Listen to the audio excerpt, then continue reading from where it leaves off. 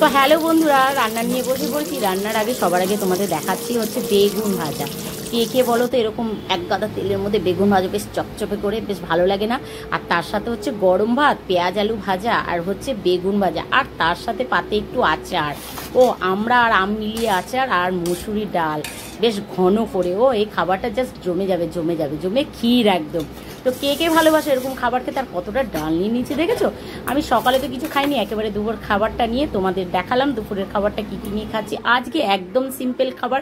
তো আমি তো ভীষণ তৃপ্তি করে খাবার খাই। তোমরা কে কে ভালোবাসো অবশ্যই আমাকে কমেন্টে জানিও।